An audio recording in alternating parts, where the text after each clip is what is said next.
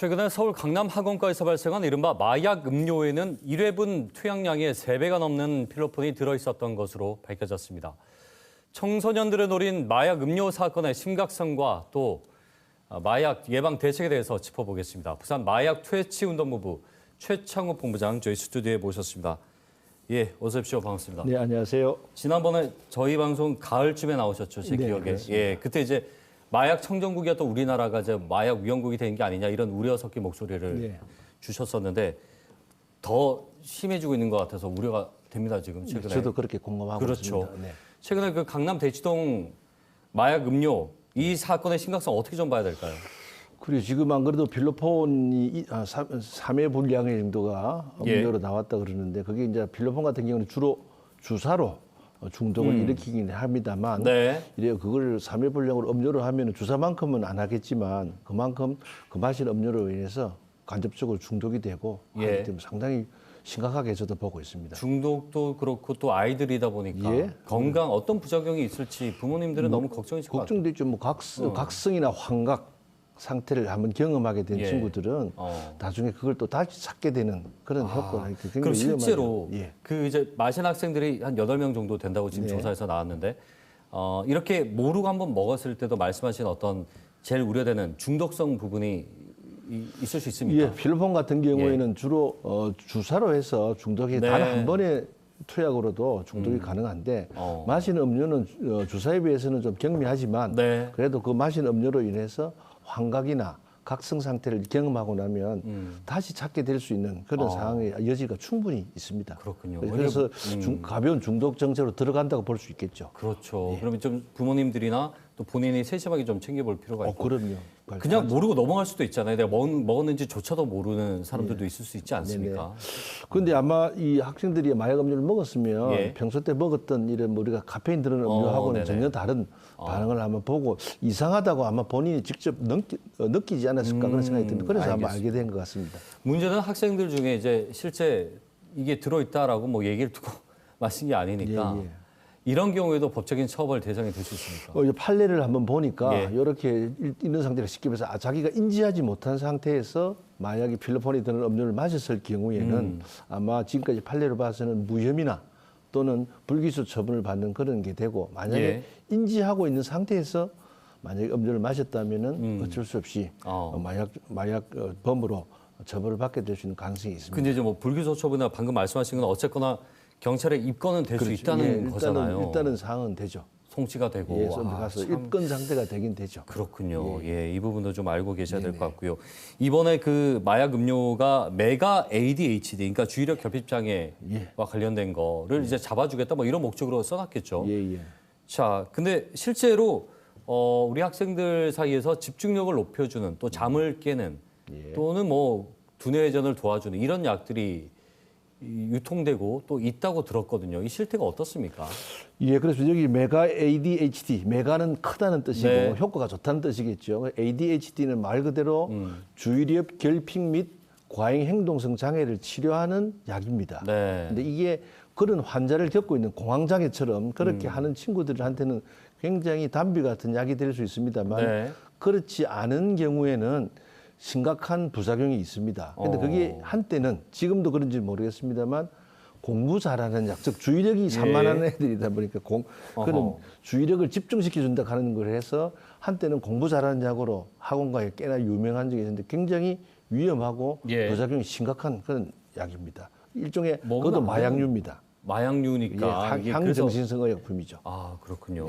이게 계속 이제 복용을 했을 경우에 또 부모님도 다 컨트롤을 못 할 수 있잖아요. 그럼요. 아이가 뭐 혼자 나가서 이제 아이들과 친구들과 먹는다든지 만약에 집중력 높이는 약 이런 것들 계속 먹었을 경우에 생길 수 있는 문제점에 대해서 그 심각성 좀 알려주시죠. 그 ADHD 아마 문을 보면 알 수 있겠습니다만 일단은 처음에는 하다가 환각, 각성, 그다음에 불안, 그다음에 신경질적인 반응, 그다음에 폭행. 뭐 이런 여러 가지 그런 것까지 해서 공격적으로 사람이 변화된다. 결국 처음에는 그 주의력이 좀 좋아지는 것 같아서 안정된 것 같은데 결국 그걸 하다 보면 네. 그래서 불안과 넘기고 심장 박동도 좀 불안해지면서 오히려 더 불안해지고 더 공격적으로 변하는 그런 사례가 굉장히 많이 나와 있습니다. 그러니까 정신뿐만 아니고 신체적으로 직접 영향을 준다는 미치죠. 건데 예. 그러면 이것도 그 집중력 높인 약 이런 것도 사실은 학생들이 먹었을 때 반복적인 중독성을 느낄 수 있는 약들인가요? 중독성도 중독성이지만은 그로 인해 생긴 부작용이 더 심각할 수 있습니다. 이런 ADHD 네네. 질환을 앓는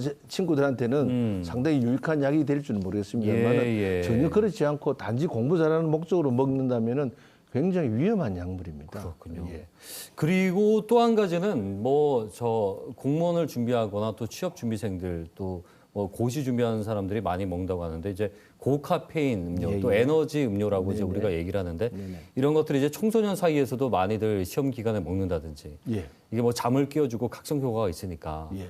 이런 것들에 대한 부작용은 좀 어떻게 보는 게 좋을까요? 예, 하여튼 지금 고등학교 학생들이 지금 중간고사 기간이나 예. 기말고사 기간에 보면 편의점 앞에 고카페인, 우리가 보통 말하는 에너지 음료에 4캔의 정도의 효과가 되는 500ml 우유가 버젓이 판매되고 있습니다. 그게 275ml의 카페인이 함량이 되어 있는데요. 네. 그 애들이 이제 그게 한 번 마시면 좀 각성 효과가 있어서 잠도 좀 안 와서 공부도 할 수 있겠구나라는 생각도 듭니다만 그로 인해서 심장 박동이 불안정한다든지 두통, 불면증 또는 환각 예. 이런 걸 경험하기 때문에 굉장히 위험한데 그게 우유라는 그리고 아주 이쁜 캐릭터 이름으로 판매가 되고 있습니다. 그래요, 지금. 그러다 보니까 그게 학생들이 우유를 마시면서 이게 고카페인 음료고 내가 불면증을 일고 여러 가지 이런 불안을 하겠느냐라는 네. 생각을 하겠습니까? 안 그러겠습니까? 사실은 지금은 단종됐습니다만 스누피 우유라고 네네. 라고 있었는데 지금은 제품 문제가 있어서 없어졌는데 예. 유명한 캐릭터 이름을 달고 지금도 판매되고 있습니다. 아 그래요. 예. 그런 것들은 우리 부모님들도 좀 알아두셔야 될 것 같아요. 그것도 내가 먹고 나니까 이제 각성 효과가 있으니까 네, 그렇죠. 공부가 잘 된다라는 심리적인 안정감도 얻을 수 있고 그러면서 중독되지 않을까도 걱정되거든요. 그런데 애들 친구들은 청소년들은 그걸 마시는 게 우유니까 예. 그 고카페인이라는 개념에서 아직까지 잘 모르거든요. 그러니까 우유니까 괜찮겠지. 근데 저 우유를 먹으니까 밤에 잠도 안 오고 참 좋더라 공부하는데 이렇게 되니까 거부감이 위험한 거죠. 없군요. 그 형태가 그렇게 생겼습니다. 그러죠. 제일 최근에 이제 문제되는 것이 역시나 마약이 정말 교묘한 방법으로 들어오더라고요. 네네. 잡기가 힘들 정도로 들어오고 있고 또 한 가지는 청소년들이 아주 쉽게 접할 수 있게끔 SNS라든지 이제 인터넷에서 그렇게 유통이 되는 환경들 이거 너무 문제지 않습니까? 어떻게 하는 게 좋겠습니까? 그래 지금 안 그래도 경찰이나 검찰에서도 사이버 수사대를 이용해서 그 마약에 관련된 것을 일단은 하고 있는데 그것도 사실은 잡아내는 것도 빙산의 일각입니다. 예. 그래서 그만큼 다크웹이라든지 지금 뭐 말해도 될지 모르겠습니다만 텔레그램이나 이런 저 비것 같은 SNS를 통해서 그런 SNS에서.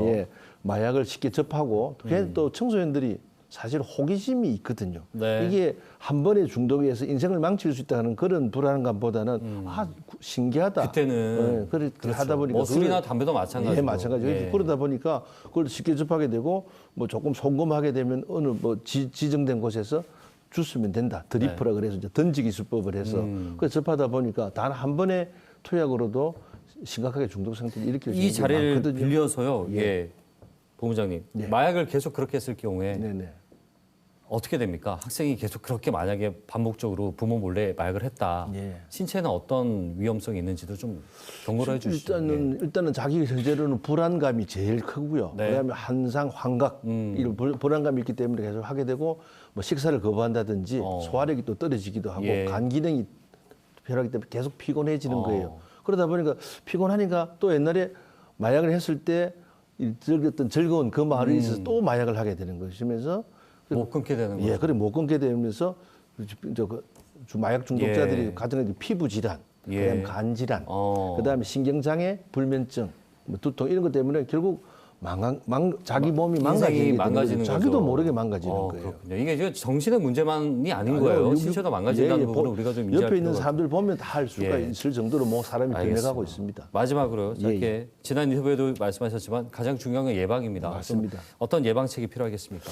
저희들 같은 경우는 마약대 지원본부가 지금 부산시 교육청하고 애들 약물 오남용 네. 또는 중독 문제에 대해서 MOU를 체결해서 교육을 하고 있습니다. 그래서 지금 부산시 교육청에서 보건교사를 상대로 해서 집중적으로 교육을 하고 있고요. 예. 그다음에 또 그 보건교사가 교육을 받은 사람이 이수를 한 보건교사가 일선 학교에서 학생들에게 약물 오남용 및 네. 마약 중독, 그다음에 뭐 카페인, 흡연, 음주 이런 부분에서 교육을 하도록 올해 계획이 다 되어 있습니다. 그래서 그렇군요. 계속 우리 마약대치운동본부하고 부산시 교육청하고 학교에서 지금 학생들을 또는 보건교사를 상대로 해서 끊임없이 교육을 해서 수요를 차단하는 일이죠. 공급을 차단하는 것은 검찰이나 경찰에서 하는 것이고 그렇죠. 우리가 할수 있는 것은 수요를 차단할 수 있는 것은 교육밖에 없다. 그래서 알겠습니다. 열심히 노력하고 있습니다. 절대 하면 안 되는 것이라는 인식이 네, 그렇습니다. 우리 모든 사회뿐만 아니고 이제 학교 학생들에게 이 학생들 이제는 좀 필요한 거죠. 양성화돼서 교육을 해야 되지 않겠느냐 그런 알겠습니다. 생각하고 있습니다. 다음번에 뵐 때는 마약 청정국이라는 다시 그걸 찾아야 되지 않겠습니까? 네, 너무 저도 우려가 많이 그러고 되네요. 싶습니다. 오늘 말씀 잘 들었습니다. 네, 고맙습니다. 감사합니다. 예. 부산 마약 퇴치 운동본부 최청욱 본부장과 함께 얘기 나눠봤습니다.